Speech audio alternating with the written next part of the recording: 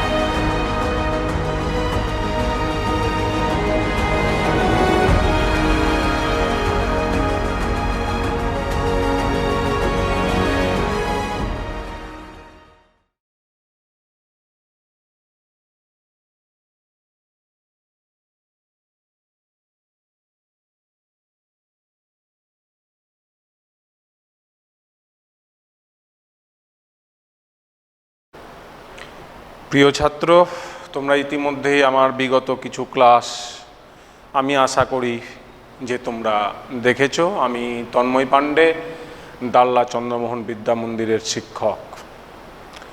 আমি তোমাদের আজকে যে অধ্যায়টি পড়াবো অবশ্যই তোমাদের চতুর্থ অধ্যায়ের নাম হচ্ছে সংঘবদ্ধতার গোড়ার কথা।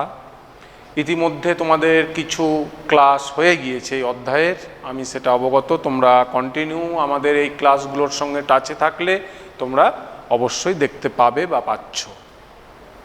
তো আজকে আমি যে ইউনিটটি পড়াবো আজকে থেকে, সংঘবদ্ধতার গোড়ার কথা। আমি প্রথম দিনই ক্লাসে বলেছিলাম যে কি কারণে কলোনিয়াল মাস্টারদের কি ব্যবহারের জন্য আমাদের এই ঊনবিংশ শতাব্দীতে এসে আমাদের পাশ্চাত্য শিক্ষায় মধ্যবিত্ত শ্রেণী কিংবা খেটে খাওয়া শ্রেণী কিভাবে আমরা রাজনৈতিক বোধ ত্বরান্বিত হওয়ার পর আমরা ঐক্যবদ্ধ হতে শুরু করলাম। এবং প্রথমে আমরা লোকাল স্তরে ঐক্যবদ্ধ হলাম বিভিন্ন সভা সমিতির দ্বারা, তারপরে সেটা আস্তে আস্তে আমরা একটা বৃহত্তর প্ল্যাটফর্ম অর্থাৎ ইন্ডিয়ান লীগ, ইন্ডিয়ান অ্যাসোসিয়েশন, এই সভাগুলো প্রতিষ্ঠার দ্বারা আমরা এগিয়ে চলেছি। এইটা নিয়েই তোমাদের এই এত বড় অধ্যায়। আজকে যেটি আলোচনা হবে সেটা হচ্ছে লেখায় ও রেখায় জাতীয়তাবোধের বিকাশ। লেখায় ও রেখায় জাতীয়তাবোধের বিকাশ, তার বৈশিষ্ট্য ও মূল্যায়ন। বেশ, লেখায় ও রেখায় তোমাদের আমি একটি কথা বলি ক্লাসটা জাস্ট শুরু করার আগে। তোমরা ইতিমধ্যে আমি আশা করব তোমরা অবগত হয়েছো যে আমাদের গভর্নমেন্ট মধ্যশিক্ষা পর্ষদ তারা সিলেবাসটা কমিয়ে দিয়েছে। 5 নম্বর অধ্যায় পর্যন্ত তোমাদের পরীক্ষা হবে। তাহলে প্রথম অধ্যায়ে যেমন আগে থেকে 8 মার্কের কোনো কোশ্চিন হতো না, এবারে যেটা ডিসিশন হয়েছে 4 মার্কের কোনো প্রিপারেশন তোমাদের সেইখানে 4 মার্কের জন্য কোনো প্রিপারেশন নিতে হবে না। তাহলে 1 নম্বর অধ্যায়টা 4 মার্কের জায়গায় যদি আমরা ধরে নিই যে তোমার বন্ধ, তাহলে 2, 3, 4, 5 এই 4টি অধ্যায় থেকে তোমাদের 4 মার্কের কোশ্চিনগুলো হবে এবং 8 মার্কের কোশ্চিন হবে। তোমরা যদি এই প্রশ্নপত্র দেখে থাকো ইতিমধ্যে, আমাদের 8 মার্কের কোশ্চিন লিখতে হয় 1টি, এবং 1টি কোশ্চিন লেখার জন্য 3টি কোশ্চিন থাকে। এই যে 3টি কোশ্চিন থাকে, এই 3টি কোশ্চিনের মধ্যে আমরা যেগুলি গুরুত্ব দেব সেই গুরুত্বর মধ্যে আজকে আর একটি কোশ্চিন, লেখায় ও রেখায় জাতীয়তাবোধের বিকাশ ভারতবর্ষে কিভাবে হয়েছিল ঊনবিংশ শতাব্দীতে। এটা কিন্তু 8 মার্কের জন্য তোমাদের ভীষণ ইম্পর্টেন্ট। কিংবা এই লেখা এবং রেখায় আলোচনা করতে গিয়ে আমরা যে বিশিষ্ট 2 সাহিত্যিক বলতে পারো, ঔপন্যাসিক বলতে পারো, দেশপ্রেমী মনোবল সম্পন্ন বিশিষ্ট যে নাম, সে বঙ্কিমচন্দ্র চট্টোপাধ্যায়, স্বামী বিবেকানন্দ আমি যে আজকে পড়াবো। তোমাদের কোশ্চিনটা ঠিক এইভাবে আসতে পারে যে ভারতের জাতীয়তাবোধ বিকাশে 19শ শতাব্দীতে স্বামী বিবেকানন্দ বঙ্কিমচন্দ্রের অবদান কী ছিল, অর্থাৎ কোশ্চিনটা একটু ঘুরিয়ে আসবে কিন্তু আনসারটা 80% একই হবে। তাহলে তোমাদের 8 মার্কের জন্য কিন্তু প্রিপারেশনটা নিতে হবে। আমি তোমাদের পড়ায় চলে আসছি। লেখায় ও রেখায় জাতীয়তাবোধের বিকাশ। বেশ, লেখাটা কি স্যার? 19বিংশ শতাব্দীতে প্রিয় ছাত্র তোমরা জানো যে একটা ভয়াবহ বিদ্রোহের সম্মুখীন ব্রিটিশরা হয়েছিল, যেটা হচ্ছে মহাবিদ্রোহ, কেউ কেউ বলে সিপাহী বিদ্রোহ। ঠিক আছে, আমরা সেই তর্কে আর যাবো না, কারণ তোমরা অলরেডি বিগত চ্যাপ্টার বা বিগত ক্লাসগুলোতে অবগত হয়েছে মহাবিদ্রোহ কি। তো 1757 থেকে 1757 খ্রিস্টাব্দ থেকে, অর্থাৎ পলাশী যুদ্ধের পর থেকে 1857 খ্রিস্টাব্দ পর্যন্ত যারা শাসন করেছিল ভারতবর্ষে, আমি তোমাদের প্রথমেই বলেছিলাম এটা হচ্ছে একটা কোম্পানি, ইস্ট ইন্ডিয়া কোম্পানি। পুরো ইংল্যান্ড বা ব্রিটিশ মাস্টাররা কিন্তু ভারতবর্ষ শাসন করেনি, মাথায় রাখবে। তাহলে এই যে 100 বছর যে তারা শাসন করেছিল, তারপরে কি হয়েছিল? একটা ভয়াবহ বিদ্রোহ, যেটা সিপাহী বিদ্রোহ বা মহাবিদ্রোহ নামে পরিচিত। এই বিদ্রোহের পর 1858 খ্রিস্টাব্দে ভারতবর্ষে ইস্ট ইন্ডিয়া কোম্পানির শাসন ব্যবস্থা অবসান করা হয় এবং একটা আইন পাস হয়। সে আইনটির নাম হচ্ছে ভারত শাসন আইন। ভারত শাসন আইন 2রা আগস্ট 1858 খ্রিস্টাব্দে পাস করা হয়। এই আইনের দ্বারা ইস্ট ইন্ডিয়া কোম্পানি যে 100 বছর শাসন করেছিল তার অবসান করা হয় এবং এখন থেকে ঘোষণা করা হয় পুরো ব্রিটিশ পার্লামেন্ট ভারতবর্ষ শাসন ব্যবস্থার ব্যাপারে দেখভাল করবেন, অর্থাৎ ব্রিটিশদের যিনি হেড, রাজা বা রানীর তত্ত্বাবধানে এইখানে ভাইসরয় এবং তার একজন সচিব পুরো ভারতবর্ষের শাসনভার তুলে নিয়েছিল। বেশ, তো স্যার এটার সঙ্গে কি সম্পর্ক? তো এই যে 100 বছর যে শাসন করেছিল কলোনিয়াল মাস্টাররা, এই 100 বছরে ভারতীয়দের মধ্যে এতটাই অত্যাচার, অর্থনৈতিক সংকট এবং এতটাই ভারতীয় সমাজকে যেভাবে ওরা কালিমা লিপ্ত করেছিল, তার এগেনস্টে এবং 1858 খ্রিস্টাব্দে ভারত শাসন আইন পাস হয়ে যাওয়ার পর ভারতে বিশেষ একটা সম্প্রদায়, যারা মিডিল ক্লাস নামে পরিচিত, মধ্যবিত্ত সম্প্রদায়, এই মধ্যবিত্ত সম্প্রদায় কি হয়েছিল বলতো? এই সমস্ত কাণ্ড কারখানাগুলো দেখে এবং এই মধ্যবিত্ত সম্প্রদায়, এই যে 1858 খ্রিস্টাব্দে আইনটা পাস হলো, এই আইনের পর তারা রাজনৈতিকভাবে সুসংগঠিত হয়েছিল। রাজনৈতিক বোধ তাদের মধ্যে এসেছিল যে আমাদের আর ছন্ন ছাড়া হয়ে বিক্ষিপ্তভাবে আন্দোলনগুলো করলে হবে না, একটা জায়গায় গিয়ে একটা বৃহত্তর প্রসারে আমাদের আন্দোলনগুলো করতে হবে। এই শিক্ষিত মিডিল ক্লাস শ্রেণীর পাশাপাশি আমাদের যারা বিভিন্ন বিদ্রোহের অগ্রদূত বা প্রাণ, সেই খেটে খাওয়া কৃষক, শ্রমিক, জাতি ধর্ম নির্বিশেষে তারা একটা অত্যাচারিত হয়েছিল। তো ভারতবাসীর এই যে একটা বিদেশি শাসনের আন্ডারে যে থাকা এবং সেই আন্ডারে থাকার পর ভারতবর্ষের যে অবস্থাটা খারাপ হয়েছিল, সেই জায়গা থেকে তুলে আনার জন্য যে সমস্ত মুনি ঋষিরা তাদের ক্ষুরোধার কলমের দ্বারা জনগণকে সচেতন করেছিলেন এবং দেশ মাতৃকার ভক্তিতে ত্বরান্বিত করেছিলেন, অর্থাৎ জাতীয়তা বোধকে বৃদ্ধি করেছিলেন, তাদের মধ্যে অন্যতম বঙ্কিমচন্দ্র চট্টোপাধ্যায়, স্বামী বিবেকানন্দ, রবীন্দ্রনাথ ঠাকুর প্রমুখ। এদের লেখনী শক্তির দ্বারা ভারতবর্ষে যে ব্রিটিশদের অত্যাচার সেটা তুলে ধরার প্ল্যাটফর্ম এরা নিয়েছিল এবং নেওয়ার ফলে তাদের ক্ষুরোধার লেখনীর দ্বারা আমাদের যারা চরমপন্থী বা বিপ্লবাত্মক আন্দোলনে বিশ্বাসী বা বিপ্লবীরা, এদের এই লেখনী শক্তিগুলো পড়ে জাতীয়তা বোধে অনুপ্রাণিত হতো। তাহলে এটাই হচ্ছে লেখা। নেক্সট কি স্যার? রেখাটি হচ্ছে চিত্রের দ্বারা। আমাদের ভারতবর্ষের কিছু সন্তান এই মধ্যবিত্ত শ্রেণী থেকেই, বিশেষ করে গগনেন্দ্রনাথ ঠাকুর, অবনীন্দ্রনাথ ঠাকুর, এরা তাদের বিখ্যাত এরা চিত্রকর, এদের চিত্রের দ্বারা এরা ব্রিটিশ মাস্টারদের যে অত্যাচার, এই ব্যঙ্গচিত্রের দ্বারা আমাদের বিভিন্ন অনুষ্ঠানে বা বিভিন্ন জায়গায় তারা তুলে ধরতো। এই জন্য তোমাদের এই টপিকের আজকের হেডলাইনের নাম হচ্ছে কি জানো? লেখায় এবং রেখায় জাতীয়তাবোধ কিভাবে ত্বরান্বিত হয়েছিল। বেশ, তো লেখার দ্বারা আমি কি বললাম যে 1858 সালে যে ভারত শাসন আইন, সে আইনের দ্বারা ভারতের মিডল ক্লাস শ্রেণী ঐক্যবদ্ধ হলো, তারা রাজনৈতিকভাবে সচেতন হলো এবং তাদের মধ্যে একটা জাতীয়তাবোধ গ্রো করলো। এই জাতীয়তাবোধ গ্রো করার পর তারা তাদের লিখন শক্তি প্রয়োগ করতে শুরু করলো। কেন? দেশ থেকে যাতে এই ব্রিটিশ মাস্টারদের হাত থেকে আমরা দেশ অর্থাৎ আমাদের মাকে মুক্তি দিতে পারি। কিভাবে? এইবারে চলে আসো। বঙ্কিমচন্দ্র চট্টোপাধ্যায় বিখ্যাত উপন্যাসিক, বিখ্যাত, তার নাম সাহিত্য সম্রাট হিসাবে তোমাদের ওনাকে পরিচিত আমাদের পাঠ্য বইয়ে। তো এই বিখ্যাত উপন্যাসিক বঙ্কিমচন্দ্র চট্টোপাধ্যায়, উনার লিখনী, উনার লেখায় যে উপন্যাস আনন্দমঠ, সেই আনন্দমঠ এই তোমাদের ভারতবর্ষে জাতীয়তাবোধ বিকাশে কিভাবে সাহায্য করেছিল। তোমাদের কিন্তু আগামী মাধ্যমিক পরীক্ষার জন্য 4 মার্কের জন্য ভীষণ ইম্পর্টেন্ট আমাদের মনে হয়েছে। তো এই আনন্দমঠ কিভাবে ভারতীয় জাতীয়তাবোধকে বৃদ্ধি করেছিল, তাহলে এই আনন্দমঠ কিভাবে বৃদ্ধি করলো? তো আনন্দমঠ প্রথমে তোমাদের জেনে রাখতে হবে যে বঙ্কিমচন্দ্র চট্টোপাধ্যায়ের লেখা, এবং আনন্দমঠ প্রথম তিনি যখন এটা উপন্যাস আকারে আমাদের সামনে নিয়ে আসলেন, সেটা হচ্ছে 1882 খ্রিস্টাব্দ।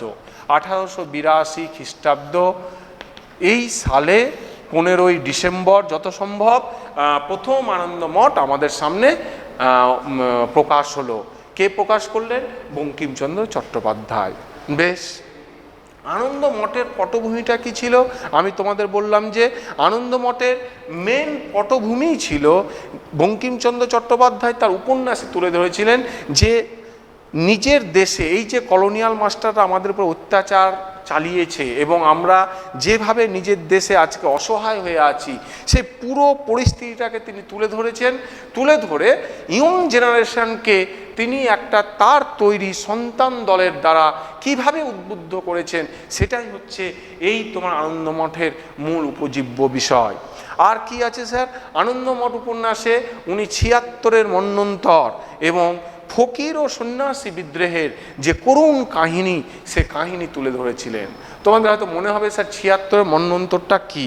আমি এখন বেশি এইটা কোশ্চেনে তোমাদের আলোচনা করব না, কিন্তু তোমরা মাথায় রাখবে মন্বন্তর শব্দটির অর্থ হচ্ছে দুর্ভিক্ষ। ভারতবর্ষে 1770 খ্রিস্টাব্দে, 1770 খ্রিস্টাব্দে এবং বাংলায় 1176 সনে ভারতবর্ষে একটা ভয়াবহ দুর্ভিক্ষ হয়েছিল। যে দুর্ভিক্ষের পিছনে তখনকার যে ঘটনা, অনাবৃষ্টি, খরা, এবং সেই সময়ে কলোনিয়াল মাস্টার, বিশেষ করে ইস্ট ইন্ডিয়া কোম্পানির নায়েব এবং দেওয়ান, তাদের যে অত্যাধিক হারে রাজস্ব, তার ফলে কি হয়েছিল বলতো? কুটির শিল্প সর্বনাশ হয়ে গেছিল, ধ্বংস হয়ে গেছিল। এত কিছুর পর মুদ্রাস্ফীতি এতটাই বেড়ে গেছিল, একদিকে খরা, অন্যদিকে অজন্মা, তার উপরে মুদ্রাস্ফীতি, তার উপরে নায়েব আর দেওয়ানদের বলপূর্বক রাজস্ব বৃদ্ধি ভয়ঙ্কর একটা দুর্ভিক্ষের সৃষ্টি করেছিল। সেই 76-এর মন্বন্তরের মর্মস্পর্শী কাহিনী আনন্দমঠে বঙ্কিমচন্দ্র চট্টোপাধ্যায় তুলে ধরেছেন। নেক্সট, সন্ন্যাসী ও ফকির বিদ্রোহ 1763 খ্রিস্টাব্দে ঔপনিবেশিক মাস্টারদের বিরুদ্ধে ভারতবর্ষে প্রথম বিদ্রোহ। তোমরা মাথায় রাখবে সন্ন্যাসী ও ঔপন্যাসিক বিদ্রোহ সেই গ্রন্থে, আনন্দমঠ গ্রন্থে বঙ্কিমচন্দ্র চট্টোপাধ্যায় তুলে ধরেছেন। নেক্সট আমরা চলে আসব আনন্দমঠের মূল চরিত্রই হচ্ছে কিন্তু জেনে রাখবে সন্তান দল। কি বললাম? সন্তান দল। বঙ্কিমচন্দ্র চট্টোপাধ্যায় তিনি তার আনন্দমঠ উপন্যাসে সন্তান দল, অর্থাৎ সন্তান দলের দ্বারা তিনি কি বোঝাতে চেয়েছেন? সত্যানন্দ, ভবানী প্রমুখ এই সমস্ত সন্তান দলের যে চরিত্রগুলো, এই সন্তান দলরা কি করেছিল বলতো? দেশকে পরাধীনতার গ্লানি থেকে মুক্তি দেওয়ার জন্য, জাতীয়তাবোধকে ত্বরান্বিত করার জন্য, ভারতবর্ষের জনগণকে একটা অনুপ্রেরণা দেওয়ার সৃষ্টি করেছিলেন বঙ্কিমচন্দ্র চট্টোপাধ্যায় তার তৈরি এই সন্তান দলের দ্বারা। তোমরা কিন্তু মাথায় রাখবে, সন্তান দলের দ্বারা, এই সন্তান দলকে দেখেই পরবর্তী ক্ষেত্রে ভারতবর্ষের যে নেক্সট জেনারেশনগুলো ছিল চরমপন্থী বা বিপ্লবীবাত্মক আন্দোলন, সেই আন্দোলনে যারা নেতৃত্বগুলো দিয়েছিলেন, এই সন্তান দল তাদের আদর্শে অনুপ্রাণিত হয়ে দেশমাতৃকার মুক্তি সাধনে তারা কিন্তু লড়াই শুরু করেছিলেন। তো এই সন্তান দল হচ্ছে আনন্দ মঠের কিন্তু মূল উপজীব্য বিষয়। এবং এই সময় সন্তান দলের সময় তোমাদের আমি একটু আলোচনা করি। আমি কিছুক্ষণ আগেই আলোচনা করলাম যে 1770 খ্রিস্টাব্দে যে ভয়াবহ দুর্ভিক্ষ হয়েছিল, এই দুর্ভিক্ষের সময় তোমার দুইজন দম্পতি, কল্যাণী সিং আর মহেন্দ্র সিং, দুইজন দম্পতি তারা রাস্তায় বেরিয়ে গেছিলেন পেটে খিদের জ্বালায়। বেরোতে বেরোতে একটা সময় তারা কি হলেন, বঙ্কিমচন্দ্র চট্টোপাধ্যায় দেখাচ্ছে যে তারা দুইজন থেকে আলাদা হয়ে গেলেন, ভুলে গেলেন কিভাবে যে আলাদা হলেন। তারপরে এই সত্যানন্দ প্রমুখ সন্তান দলের এক ভদ্রলোকের আন্ডারে এই ভদ্রলোক মহেন্দ্র সিং তিনি সাক্ষাৎ করলেন এবং সত্যানন্দ তাকে ভারতবর্ষের যে দুর্বিষহ অবস্থা সেটা তুলে ধরলেন এবং ভারতের জাতীয়তা বোধকে ত্বরান্বিত করার জন্য তিনি 3টি দৃশ্য দেখালেন। অর্থাৎ এই সন্তান দলের ভূমিকা ভারতীয় যে তরুণ প্রজন্ম, সেই তরুণ প্রজন্মের কাছে কিন্তু একটা ইন্সপিরেশনের কাজ করেছিল, যেটা কিন্তু বঙ্কিমচন্দ্র চট্টোপাধ্যায় তার আনন্দমঠ উপন্যাসে কিন্তু তুলে ধরেছেন। তোমরা অবাক হবে, এই আনন্দমঠ উপন্যাস যখন তিনি লেখেন তার আগে বিখ্যাত একটি পত্রিকা তিনি সম্পাদন করেছিলেন। সেই পত্রিকাটির নাম হচ্ছে বঙ্গদর্শন।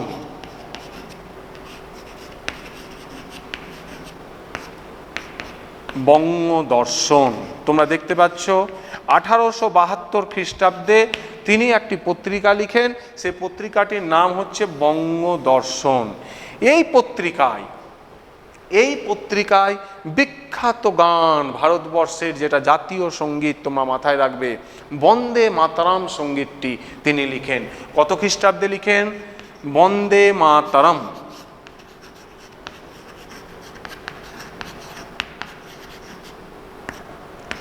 বন্দে মাতরম সঙ্গীতটি তিনি লিখেন 1875 খ্রিস্টাব্দে। মাথায় রাখবে, এগুলো শর্ট কোশ্চিনের জন্য কিন্তু।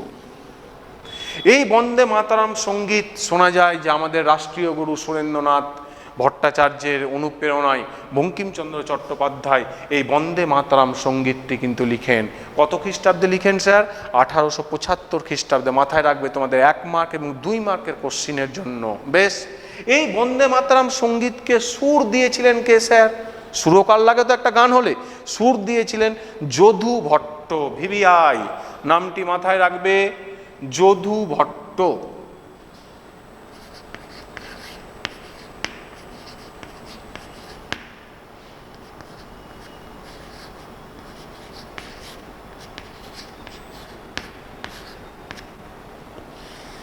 বন্দে মাতরম সঙ্গীত তোমরা দেখতে পাচ্ছ বঙ্গদর্শন পত্রিকায় তিনি লিখেছিলেন 1875 খ্রিস্টাব্দে।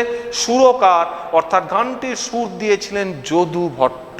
বেশ, এই বন্দে মাতরম সঙ্গীতটি পরবর্তী ক্ষেত্রে বিখ্যাত উপন্যাস আনন্দমঠে স্থান দেওয়া হয়। বন্দে মাতরম সঙ্গীত আনন্দমঠ উপন্যাসে স্থান দেওয়া হয়, মাথায় রাখবে কিন্তু।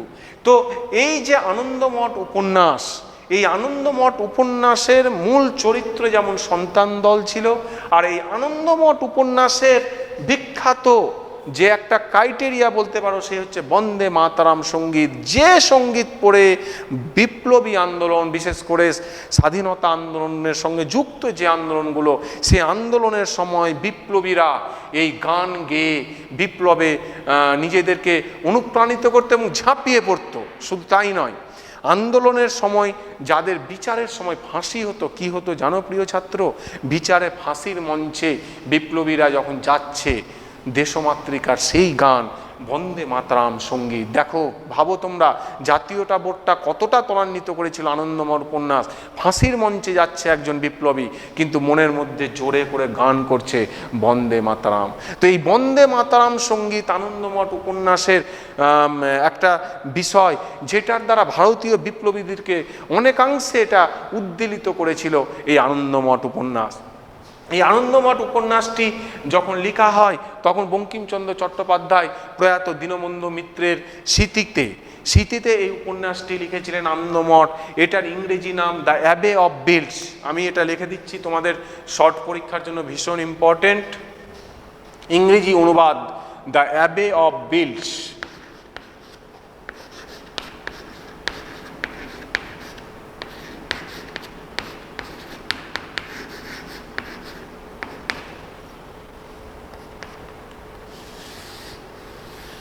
আনন্দমঠের উপন্যাস, যে আনন্দমঠের ইংরেজি অনুবাদ দ্য অ্যাবে অফ বিলস, অতি শীঘ্রই এই আনন্দমঠের বিভিন্ন ভাষা, হিন্দি, ইংলিশ, মারাঠি, তামিল ভাষায় গোটা ভারতবর্ষে ছড়িয়ে পড়েছিল।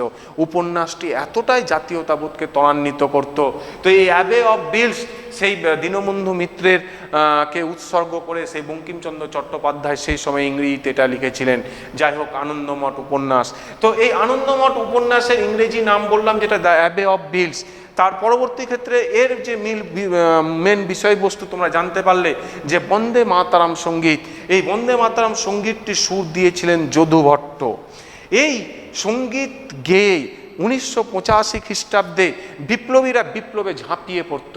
1905 খ্রিস্টাব্দে যখন স্বদেশী আন্দোলন, বঙ্গভঙ্গ আন্দোলনগুলো হয়েছিল, সেই আন্দোলনের সময় বিপ্লবীদের মেন অনুপ্রেরণার দিয়েছিল এই বন্দে মাতরম সঙ্গীত। শুধু তাই নয়, এই সঙ্গীত এতটাই দেশবাসীকে উদ্বেলিত করেছিল, বিপ্লবীদের উদ্বেলিত করেছিল, যে বাধ্য হয়ে ব্রিটিশ সরকার আনন্দমঠ উপন্যাসকে নিষিদ্ধ করে 1909-এর দশকে।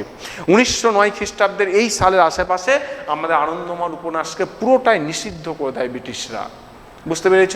এই বন্দে মাতরমের ইংরেজি অনুবাদ করেন ঋষি অরবিন্দ ঘোষ।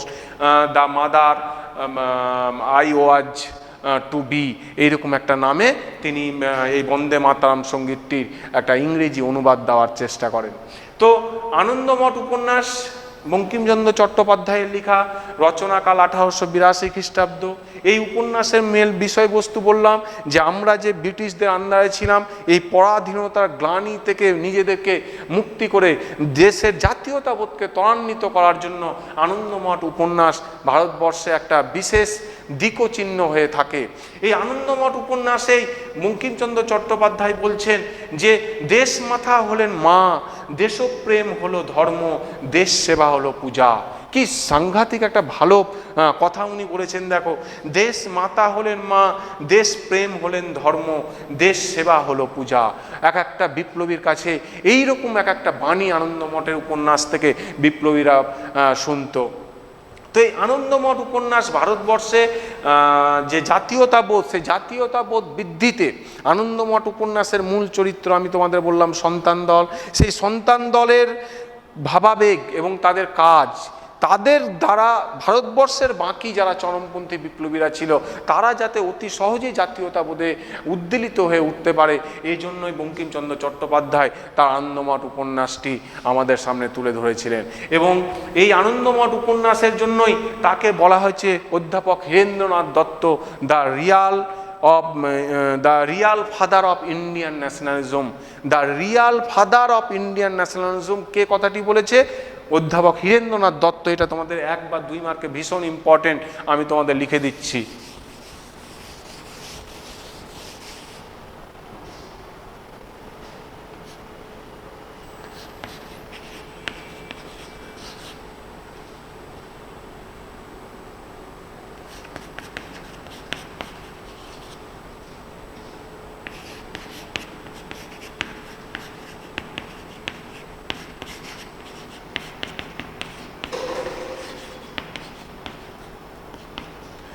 দ্য ভারতীয় জাতীয়তাবাদের অ্যাকচুয়াল অগ্রদূত, এটার মানে ভারতীয় যে ইন্ডিয়ান ন্যাশনালিজম, জাতীয়তাবাদের অ্যাকচুয়াল অগ্রদূত, the real father of Indian nationalism, কথাটি বলেছে অধ্যাপক হীরেন্দ্রনাথ দত্ত।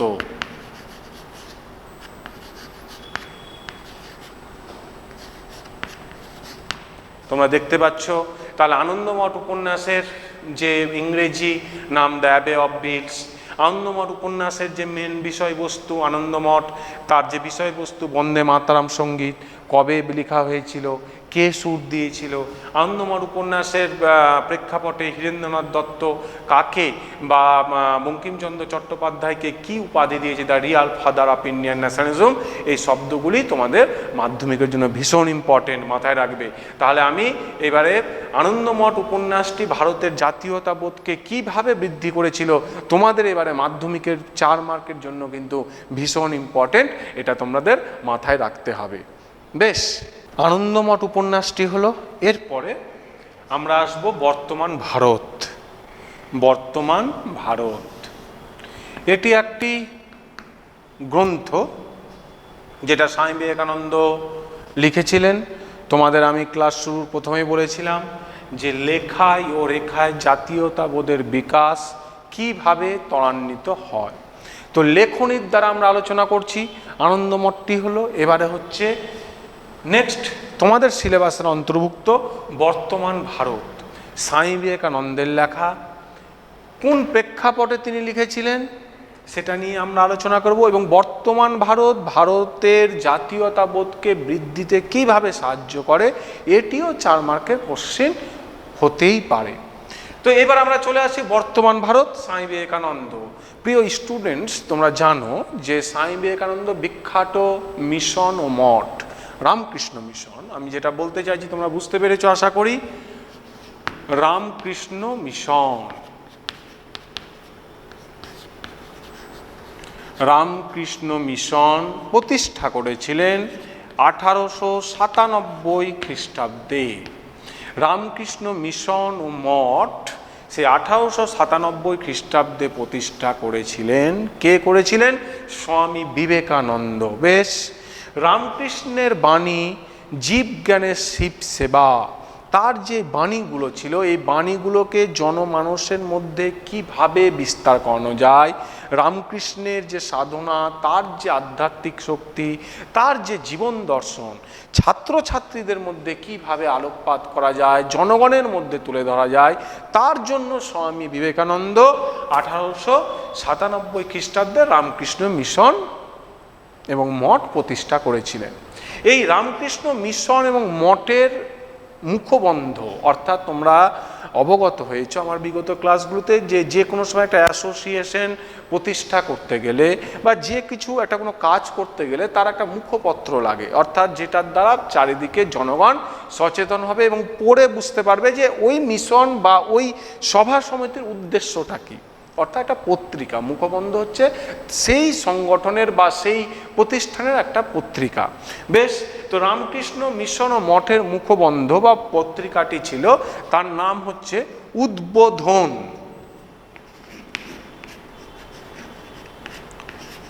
উদ্বোধন নামে একটি পত্রিকা।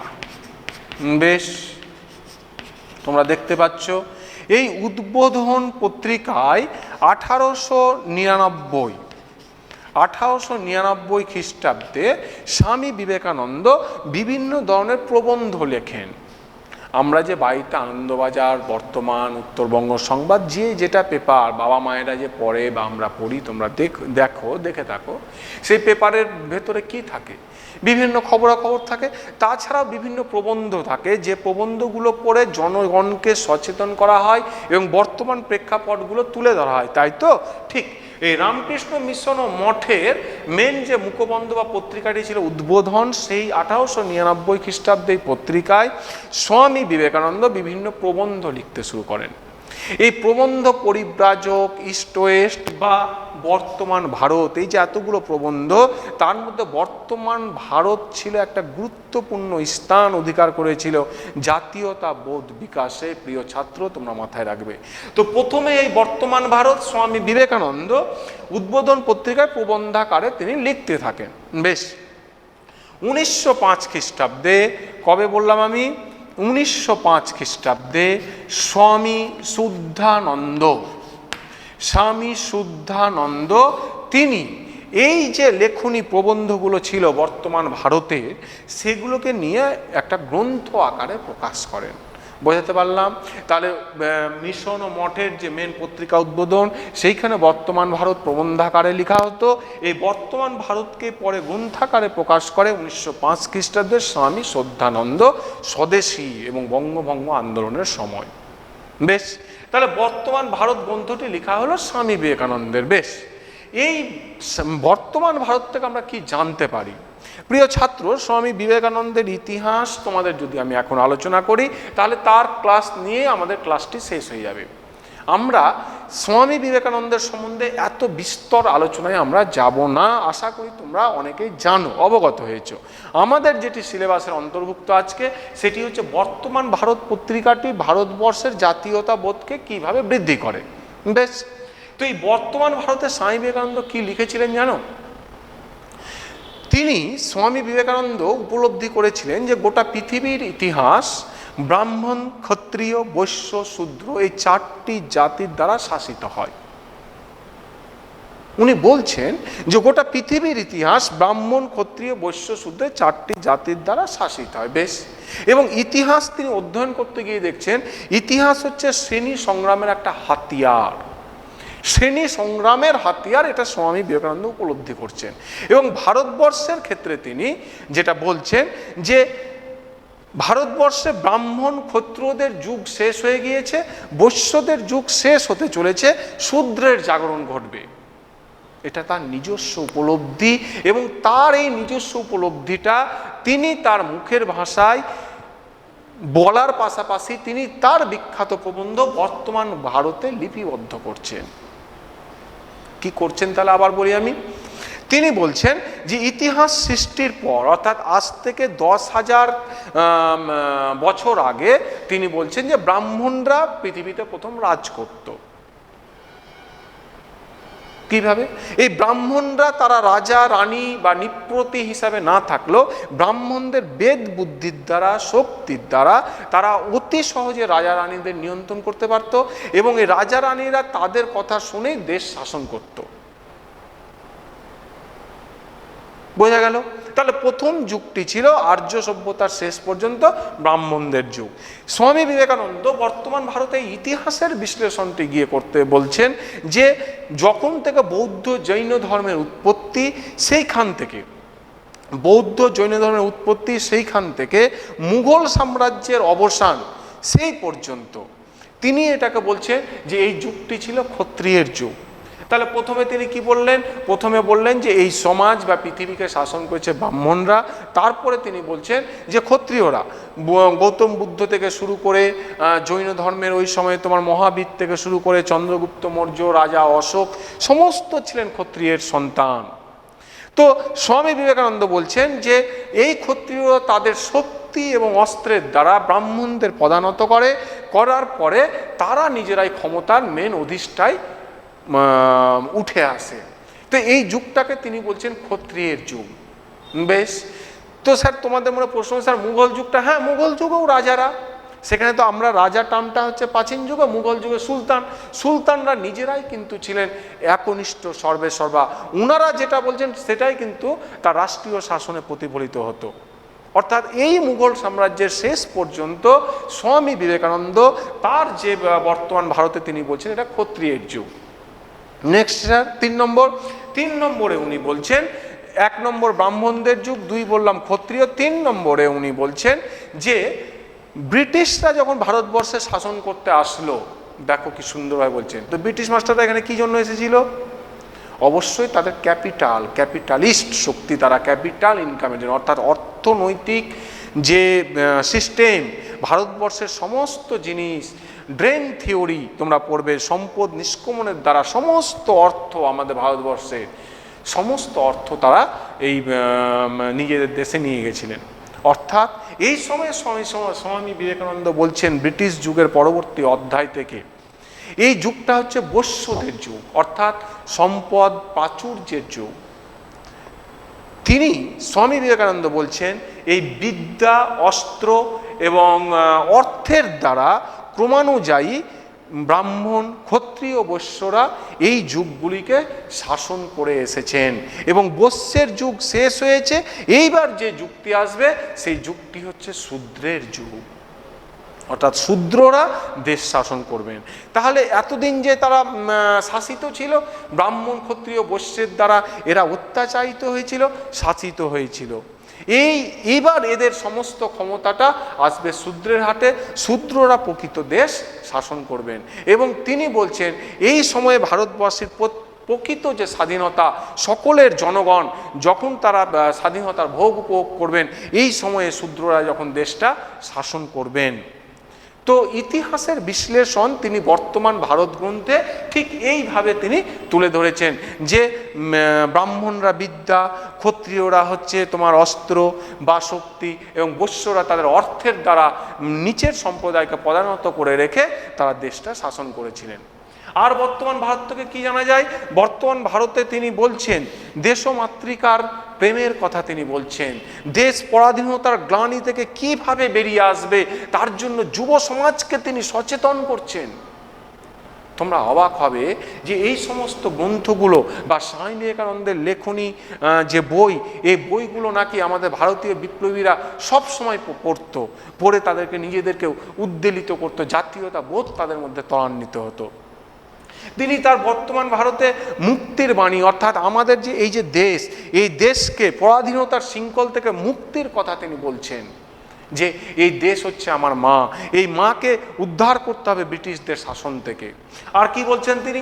দেশ গঠনের আহ্বান জানাচ্ছেন, অর্থাৎ দেশের যুব সমাজ, বিশাল বড় একটা যুব সমাজকে তিনি পরাধীনতার গ্লানি থেকে মুক্তি দিয়ে দেশকে একটা জাতীয়তাবোধকে ত্বরান্বিত করতে বলছেন এবং একটা নতুন শক্তিশালী দেশ গঠনের আহ্বান জানাচ্ছেন। প্রিয় ছাত্র, তোমরা অবাক হবে, স্বামী বিবেকানন্দ পাশ্চাত্যের এতগুলো দেশে গিয়েছেন, সেই প্রাচ্য ও পাশ্চাত্যের যে সংমিশ্রণ তিনি সেটা ঘটানোর জন্য, ভারতবর্ষে সেই সিস্টেমকে তুলে ধরার জন্য তিনি তার লেখনী শক্তিগুলো প্রয়োগ করছেন। তিনি পাশ্চাত্যের কর্ম উদ্দীপক যুবক যুবতীদের বা সেইখানে যে কর্মের অনুপ্রেরণা, সেখানে যে সময়ের যে দাম, সেই জিনিসগুলো তিনি নিজে উপলব্ধি করেছেন, করে নিয়ে এসে ভারতীয় যে তরুণ প্রজন্ম তাদের মধ্যে তিনি দেওয়ার চেষ্টা করছেন। তিনি বলছেন যে হে ভারত, ভুলিও না তুমি জন্ম হইতে মায়ের জন্য তুমি বলি প্রদত্ত। দেখো কি সুন্দর কথা, দেশ গঠনের আহ্বান জানাচ্ছে যুব সমাজকে এবং বলছে যে হে ভারত, ভুলিও না তুমি জন্ম হইতেই মায়ের জন্য তুমি বলি প্রদত্ত। অর্থাৎ তুমি ভুলে যাবে না যে জন্ম থেকেই কিন্তু তুমি তোমার দেশের জন্য প্রয়োজন হলে তুমি প্রাণ দিতেও প্রস্তুত। আর কি বলছে? ভুলিও না নিজ জাতি, মূর্খ, দরিদ্র, অজ্ঞ, মুচি, মেথর, তোমার রক্ত তোমার ভাই। অর্থাৎ আমাদের মধ্যে কোনো হরিজন সম্প্রদায় বা গরিব বড়লোক এই ব্যাপারগুলো কোনো মতেই কিন্তু থাকা উচিত নয়। আমাদের মধ্যে সকল সম্প্রদায়, সকল জাতি, হিন্দু, মুসলিম, খ্রিস্টান সমস্ত নির্বিশেষে হচ্ছে আমরা একই মন্ত্রে দীক্ষিত এবং আমাদের সকলের লক্ষ্য থাকা উচিত উনার পরিভাষায় যে এই দেশ থেকে ব্রিটিশদের বা পরাধীনতার গ্লানি থেকে দেশকে মুক্তি দেওয়া। তিনি বলছেন দেশের যুব সমাজকে যে গীতা পাঠ করছো, গীতা পাঠ অপেক্ষা ফুটবল খেলার দ্বারাই স্বর্গে অতি সহজেই পৌঁছানো যায়। দেখো কি সুন্দর কথা, গীতা পাঠ অপেক্ষা ফুটবল খেলার দ্বারা, অর্থাৎ ফুটবল খেলার দ্বারা কী হবে? তোমার দেহ সতেজ হবে, তুমি লড়াইয়ে উদ্দীপনার একটা সৃষ্টি করবে গোটা শরীরে, তোমার মন পড়াশোনায় বসবে, শরীরটাকে সতেজ করতে বলছে যে মাঠে খেলার দ্বারা। তো এই যে তার যে মতাদর্শ, তার মতাদর্শে অনুপ্রাণিত হয়ে ঊনবিংশ শতাব্দীর সেই শেষের দিকে বা বিংশ শতাব্দীর প্রথম দিকে ভারতের যে জাতীয়তাবাদী যে বিভিন্ন যে সম্প্রদায় বা চরমপন্থী দল, বিপ্লবাত্মক যে দলগুলো, এই দলগুলো বা এই চরমপন্থী সম্প্রদায় তার লেখনী যে ধারা, সেই লেখনী শক্তিগুলো পড়ে কিন্তু নিজেদেরকে অতি সহজেই উদ্দীপনার সৃষ্টি করতে পারতেন এই যুব সমাজরা। তো তার এই সমস্ত লেখনী শক্তির দ্বারা এবং তিনি যেভাবে নারী জাতির স্বাধীনতার কথা বলছেন, অস্পৃশ্যতাকে মুছে দেওয়ার কথা বলছেন, পরাধীনতার গ্লানি থেকে দেশকে বেরিয়ে আসার কথা বলছেন, এর জন্য ঐতিহাসিক আর.জি. প্রধান তাকে বলছেন যে ভারতের জাতীয়তাবাদের অগ্রদূত, the father of Indian nationalism. RG. Pradhan কি বলছেন? The father of Indian nationalism. এটা তোমরা 2 মার্কে মাথায় রাখবে।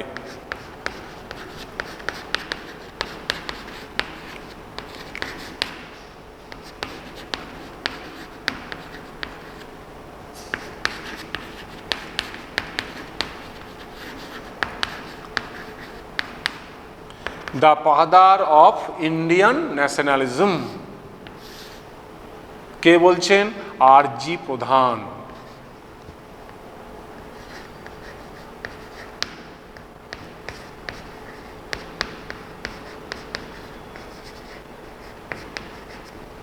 বিখ্যাত ঐতিহাসিক আর.জি. প্রধান বলছেন the father of Indian nationalism.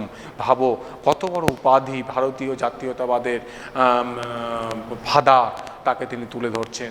তো এই যে লেখা এবং রেখায় জাতীয়তাবোধের বিকাশ, তার যে বৈশিষ্ট্য এবং যে মূল্যায়ন তোমরা প্রথমে ক্রমানুযায়ী পেয়ে গেলে আনন্দমঠ। সে আনন্দমঠ উপন্যাস যেটি আমি তোমাদের বললাম যে আনন্দমঠ উপন্যাসটি 1882 খ্রিস্টাব্দে বঙ্কিমচন্দ্র চট্টোপাধ্যায় লিখলেন।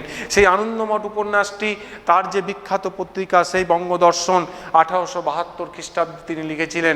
সেই পত্রিকায় বিখ্যাত সঙ্গীত 1875 খ্রিস্টাব্দে বন্দে মাতরম সঙ্গীত। এই বন্দে মাতরম সঙ্গীতকে আনন্দমঠ উপন্যাসে স্থান দেওয়া হলো। এবং তোমাদের একটি জিনিস যেটা আমি বলতে ভুলে গিয়েছিলাম প্রিয় ছাত্র, এই বন্দে মাতরম সঙ্গীতটি 1896 খ্রিস্টাব্দে কংগ্রেসের যে অধিবেশন, তোমরা মাথায় রাখবে কিন্তু আমি এটা বলতে ভুলে গেছিলাম। 1896 খ্রিস্টাব্দে কংগ্রেস, জাতীয় কংগ্রেস কি স্যার? 1885 খ্রিস্টাব্দে জাতীয় কংগ্রেসের উৎপত্তি হয়েছিল এই দেশে। তোমরা এখন বাড়ির আশেপাশে যে কংগ্রেস দলটি দেখো, এই দলটির উৎপত্তি হয়েছিল 1885 খ্রিস্টাব্দে। এবং এই দলের প্রতি বছর অন্তর একজন করে সভাপতি পরিবর্তন হতো এবং বিভিন্ন ভারতবর্ষের বিভিন্ন প্রান্তিক এলাকায় এর যে তোমার সভাপতি নির্বাচনের সেই সময়গুলো আসতো। তো 1896 খ্রিস্টাব্দে জাতীয় কংগ্রেসের সেই বার্ষিক অধিবেশনগুলো যে বসেছিল, সেই জায়গায় কবিগুরু রবীন্দ্রনাথ ঠাকুর এই বন্দে মাতরম সঙ্গীতটি কিন্তু গেয়েছিলেন। ভাবতে পারছো? আনন্দমঠ উপন্যাসের মেন সঙ্গীত বন্দে মাতরম। এই বন্দে মাতরম সঙ্গীত কবিগুরু রবীন্দ্রনাথ ঠাকুর গেয়েছিলেন। অর্থাৎ এই সঙ্গীতটি পরবর্তী ক্ষেত্রে কি হয়েছে তোমরা জানবে। 1947 খ্রিস্টাব্দে দেশ স্বাধীনতার পর ভারতবর্ষের মেন জাতীয় সঙ্গীতের মর্যাদা পেয়েছে। তাহলে আমরা এতগুলো ঘটনা, এই যে আনন্দমঠ উপন্যাস বঙ্কিমচন্দ্র চট্টোপাধ্যায় বিপ্লবীদেরকে কিভাবে বিপ্লবের উদ্দীপনায় ত্বরান্বিত করেছিল তোমরা বুঝতে পারছো। তার যে ক্ষুরধার লেখনী, এই লেখনী শক্তির দ্বারা রমেশচন্দ্র মজুমদার বলছে যে এই বইটি, আনন্দমঠ উপন্যাস যে বইটি, এই বইটি অন্যান্য বই যতগুলো ছিল ভারতবর্ষে বা বাংলা ভাষায়, সবগুলো বইয়ের থেকে বেশি এই বইটি গুরুত্বপূর্ণ ছিল আমাদের এই জাতীয়তাবাদের ইতিহাসে।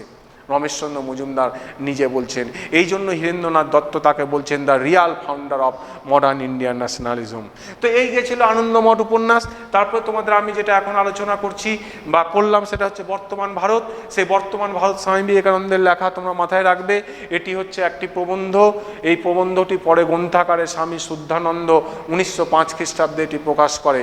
এই বর্তমান ভারতের স্বামী বিবেকানন্দের যে লেখনী শক্তি, সেই ইতিহাসের বিশ্লেষণ, তিনি ব্রাহ্মণ, ক্ষত্রিয়, বৈশ্য, শূদ্র কিভাবে পৃথিবীতে তারা শাসন করেছে এবং বর্তমানে সেই বৈশ্যের শাসন শেষ হয়ে আসার পাশাপাশি শূদ্রেরা দেশ শাসন করবে, তিনি এটা অভিব্যক্তি করেছেন। এটা মাথায় রাখবে। এটা উনার উপলব্ধি, এটা উনার উপলব্ধি, তোমাদের সেটা জানতে হবে। জিনিসটা যে সেটাই ঠিক সেটা কিন্তু না, তোমাদের এটা উপলব্ধি, সেই অনুযায়ী তোমাদের চলতে হবে। এবং সেই অনুযায়ী আমাদের এখন যে বর্তমান সমাজ, সে সমাজে কিন্তু তোমরা দেখবে কোনো জাতি, ধর্ম, বর্ণ আমরা কাউকে প্রায়োরিটি দিই না। আমরা সকলের ঊর্ধ্বে হচ্ছে আমরা মানুষ। এই মনুষ্যত্বে আমরা বিশ্বাসী, যেটা স্বামী বিবেকানন্দ এতদিন আগে উপলব্ধি করেছিলেন। আমি বারবার বলছি।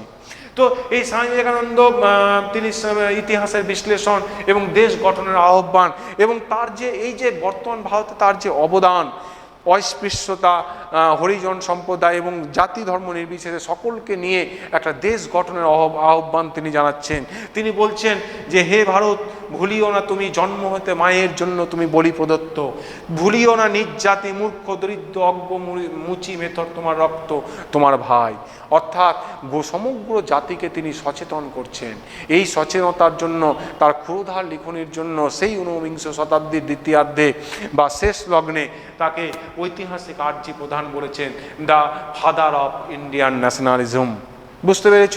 তোমরা এই কোশ্চিনগুলো এই পরীক্ষার জন্য রেডি রাখবে, 1 মার্ক 2 মার্ক, এবং তোমাদের আমি যেটা বললাম 8 মার্কের জন্য লেখায় ও রেখায় জাতীয়তাবোধ কীভাবে ত্বরান্বিত হয়েছিল ভীষণ গুরুত্বপূর্ণ। যদি সেটা না আসে বা আসতে পারে, আমরা তো জানি না, আমরা প্রিপারেশনটা নিব, তাহলে কিন্তু তোমাদের আনন্দমঠ উপন্যাসটি ভারতের জাতীয়তাবোধকে কীভাবে ত্বরান্বিত করেছিল বা বর্তমান ভারত থেকে ঊনবিংশ শতাব্দীতে আমরা কি জানতে পারি, এই ঘটনাগুলো তোমরা পরীক্ষার জন্য প্রিপারেশন নেবে।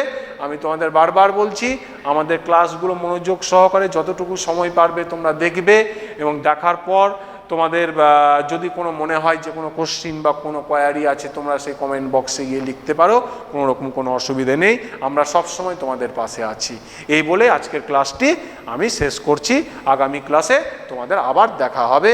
ভালো থাকবে, সুস্থ থাকবে।